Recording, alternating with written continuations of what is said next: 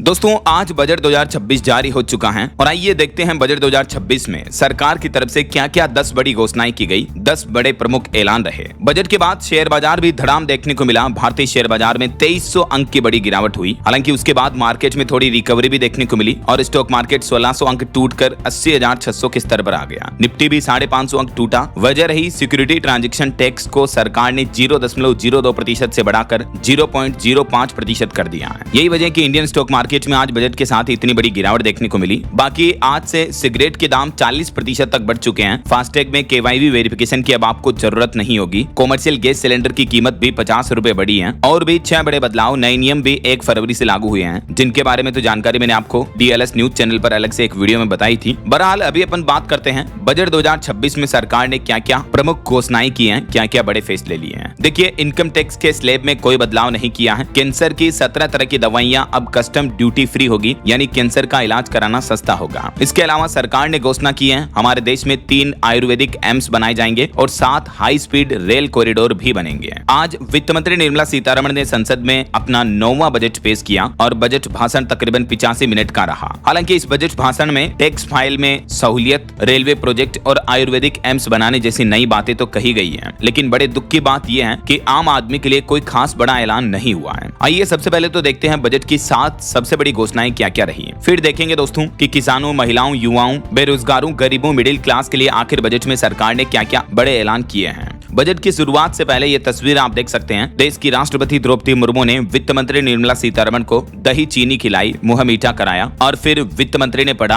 आज का बजट। सबसे पहले तो देखिए बजट के 3 मुख्य विजन क्या क्या रहे हैं। एक तो सरकार ने इस बार रफ्तार पर फोकस रखा है। देश में प्रोडक्टिविटी बढ़ाकर आर्थिक विकास की गति को तेज किया जाएगा। दूसरा, क्षमता, लोगों की काबिलियत को निखारना ताकि वे देश की तरक्की में भागीदार बन सके, तो स्किल डेवलपमेंट पर सरकार ने बजट में फोकस रखा है। तीसरा पॉइंट मुख्य विजन रहा सबका साथ। हर परिवार और क्षेत्र के पास कमाई के पर्याप्त संसाधन और मौके हो, यानी इंफ्रास्ट्रक्चर, मैन्युफैक्चरिंग, बिल्डिंग पर सरकार ने ज्यादा फोकस रखा इस बार के बजट में। अब देखिए बजट की 7 सबसे बड़ी घोषणाएं कौन कौन सी रही। तो जैसा कि मैंने आपको बताया, इनकम टैक्स के स्लैब में कोई बदलाव नहीं किया है। हालांकि टैक्स पेयर्स को एक राहत दी है। रिवाइज्ड रिटर्न फाइल करने के लिए अब 3 महीने का ज्यादा समय मिलेगा, यानी 31 दिसंबर के बदले 31 मार्च तक रिवाइज्ड रिटर्न फाइल कर सकते हैं। दूसरा, 7 हाई स्पीड रेल कॉरिडोर की घोषणा की है, जिसमें मुंबई, पुणे, हैदराबाद, बेंगलुरु, दिल्ली, वाराणसी, सिलीगुड़ी समेत इन रूट पर ये नए रेल कॉरिडोर बनाए जाएंगे। तीसरा, कैंसर की 17 दवाओं से आयात शुल्क यानी इंपोर्ट ड्यूटी हटा दी है। इसके अलावा भी 7 दुर्लभ बीमारियों की दवाइयों में भी छूट दी गई, इनको भी ड्यूटी फ्री कर दिया है। 3 नए आयुर्वेदिक एम्स खोले जाने की घोषणा की है। देश में आधुनिक मेडिकल इंडस्ट्री के साथ ही आयुर्वेदिक चिकित्सा को बढ़ावा देने के लिए और मेडिकल टूरिज्म को बढ़ाने के लिए भी 5 मेडिकल हब बनाए जाएंगे। 5 लाख से ज्यादा आबादी वाले जितने भी टियर 2 और टियर 3 शहर हैं, उनके विकास के लिए 12 लाख करोड़ रुपए खर्च करने का ऐलान किया गया इस बार के बजट में। वहीं 15,000 सेकेंडरी स्कूलों और 500 कॉलेजों में कंटेंट क्रिएटर लैब्स भी बनाई जाएगी। करीब 800 जिलों में लड़कियों के लिए स्पेशल हॉस्टल बनेंगे, यानी देश के अलग अलग राज्यों में गर्ल्स हॉस्टल बनाए जाएंगे। हर जिले में एक हॉस्टल बनाया जाएगा। तो ये तो कुछ प्रमुख बिग अनाउंसमेंट रहे। वैसे आज बजट की घोषणाओं के साथ ही एक और अपडेट आपको बता दूं दोस्तों, सोना चांदी में आज दूसरे दिन भी भयंकर गिरावट देखने को मिली। चांदी 2 दिन के अंदर अंदर 1,36,000 रुपए सस्ती हुई और अभी 2,65,000 रुपए प्रति किलोग्राम पर चांदी का भाव आ चुका है। सोना 31,000 रुपए सस्ता होकर अभी 1,38,000 रुपए प्रति 10 ग्राम पर गोल्ड का प्राइस पहुंच चुका है।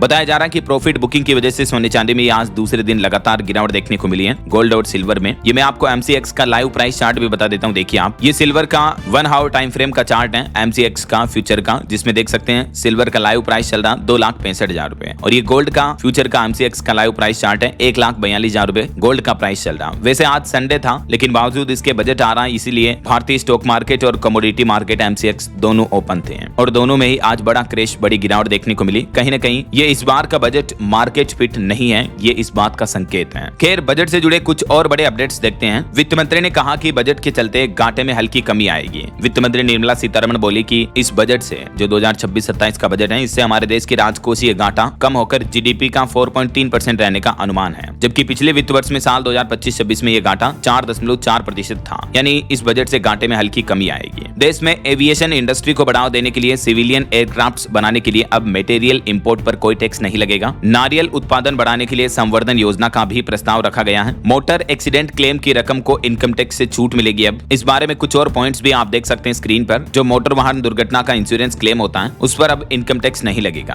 और भी कई जगहों पर टैक्स में छूट दी गई है, जैसे एजुकेशन और मेडिकल पर्पज पर 5% की जगह 2% टैक्स किया गया है। ओवरसीज टूर प्रोग्राम पर 5% की जगह 2% टैक्स किया। बाकी इनकम टैक्स से जुड़े कुछ नए नियम new income tax act bill 2025 के तहत 1 अप्रैल 2026 से ही लागू हो जाएंगे, है ना। अच्छा, आप देखिए देश में टूरिज्म वगैरह को बढ़ावा देने के लिए पूर्वोत्तर के 5 राज्यों में बौद्ध सर्किट बनाए जाएंगे। मेडिकल टूरिज्म को भी बढ़ावा देने के लिए भारत को मेडिकल टूरिज्म का हब बनाया जाएगा। इसके लिए 5 नए मेडिकल कॉलेज रीजनल हब स्थापित किए जाएंगे। और पूर्वोदय स्कीम के तहत अरुणाचल, असम, सिक्किम, मिजोरम, त्रिपुरा इन 5 स्टेट में बौद्ध सर्किट बनेंगे। इसके अलावा अब देश से हाई क्वालिटी आयुर्वेदिक प्रोडक्ट्स का भी एक्सपोर्ट किया जाएगा। युवाओं को करियर पाथवे उपलब्ध कराने के लिए आयुर्वेद के क्षेत्र में भी स्पेशल स्कीम लाई जाएगी। अगले 5 साल में 1 lakh specialist health care professional बनेंगे। 1.5 लाख केयर गिवर्स को भी ट्रेनिंग दी जाएगी। सरकार का लक्ष्य है कि भारतीय योग, भारत की आयुर्वेद चिकित्सा दुनिया भर में फैले, इसीलिए क्वालिटी आयुर्वेदिक प्रोडक्ट्स के एक्सपोर्ट को बढ़ावा दिया जाएगा। और आयुर्वेद के 3 नए एम्स भी बनेंगे। बाकी रेलवे को लेकर मैंने आपको बताया 7 हाई स्पीड रेल कॉरिडोर भी बनाए जाएंगे कनेक्टिविटी बढ़ावा देने के लिए। वहीं कार्गो ले जाने के लिए फ्रेट कॉरिडोर बनाए जाएंगे। इंफ्रास्ट्रक्चर इन्वेस्टमेंट ट्रस्ट का निर्माण होगा और इस इंफ्रास्ट्रक्चर से देश में नए एक्सपोर्ट वगैरह के रास्ते खुलेंगे, है ना। वहीं वित्त मंत्री निर्मला सीतारमण ने कहा कि मेगा टेक्सटाइल पार्क भी बनाए जाएंगे। टेक्सटाइल क्षेत्र के लिए भी कुछ बड़ी घोषणाएं हुई। National fibre scheme, man made fibre, advanced fibre समेत देश की जो कपड़ा मिल है उनको बूस्टअप मिलेगा इस टेक्सटाइल इंडस्ट्री की योजनाओं से। और वहीं इलेक्ट्रॉनिक इक्विपमेंट के लिए भी वित्त मंत्री बोली कि 40,000 करोड़ देंगे। देश में 1,000 मान्यता प्राप्त क्लिनिकल साइट्स बनाई जाएंगी जहां साइंटिफिक रिव्यू हो सके। इसके अलावा सेमीकंडक्टर मिशन को बढ़ावा दिया जाएगा भारत में चिप निर्माण वगैरह के लिए। और भी इलेक्ट्रॉनिक्स इक्विपमेंट बनाने के लिए 40,000 करोड़ का अलग से प्रावधान भी बजट में रखा गया है। वित्त मंत्री ने बजट अनाउंस करते दौरान कहा कि हमने 3 कर्तव्य तय किए हैं। पहला, देश की इकोनॉमिक ग्रोथ को बढ़ाना और जारी रखना। दूसरा,